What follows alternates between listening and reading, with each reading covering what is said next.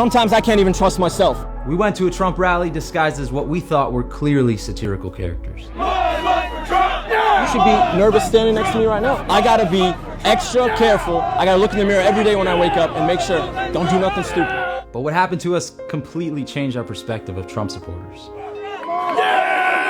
This was during the beginning of Trump's rise, when nobody was really taking him seriously, and all we were seeing were his insane sound bites on television and violent beatings at his rallies.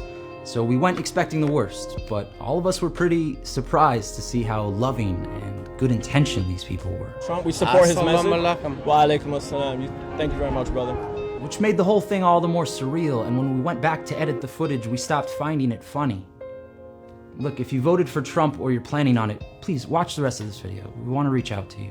We gotta get that wall on the border, right? For sure, on the border. Not between us. Not between us. I like that. I like that. Look, Mexicans, they're not your enemies. The only reason they're coming here is because our free trade deals destroyed their economy. And our failed drug war is responsible for a conflict that's killed more civilians than the wars in Iraq and Afghanistan combined. You would try to get the fuck out of there too, but they're not the reason you're struggling to pay the bills, and they're not the reason our country isn't great. Poll after poll, we think the biggest threat to our safety are radical Muslims. You're more likely to die from your furniture, and most terrorist attacks in the United States are carried out by white extremists, but we've been conditioned to fear. We're at Terror Alert Orange, which means something might go down somewhere in some way at some point in time, so look sharp! And deprive the wisdom to understand that the war on terror conveniently has no end. Come on, fire!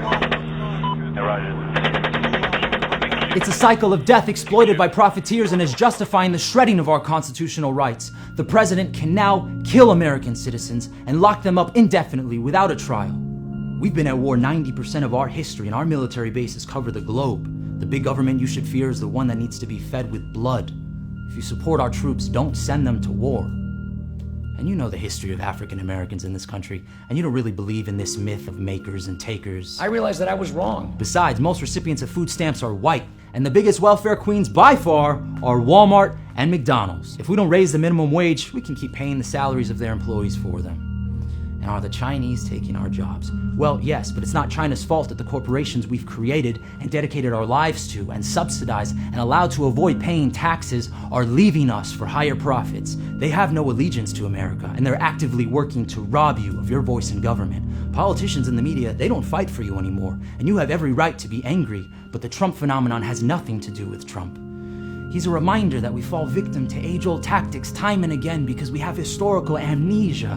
Make America great again. It resonates with so many of us because the vast majority of Americans are worse off than they were. Wages have declined. Inequality is worse than ever.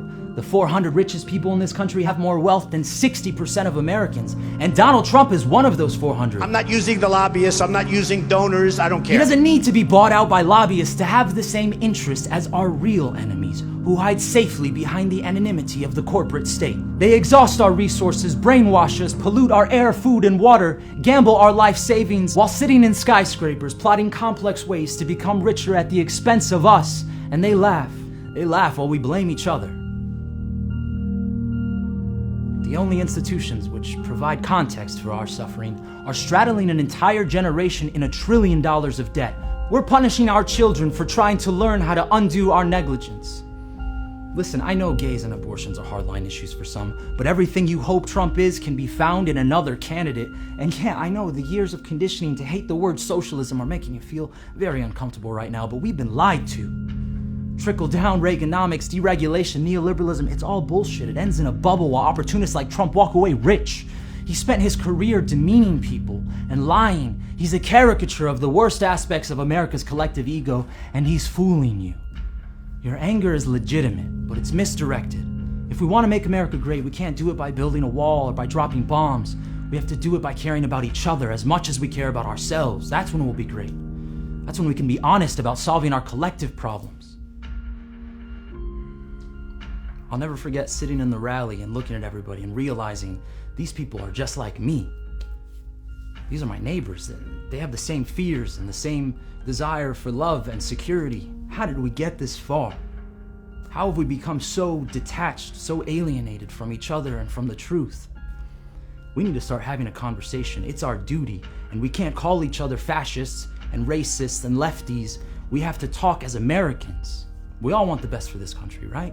We want the best for our children. Well, let's talk.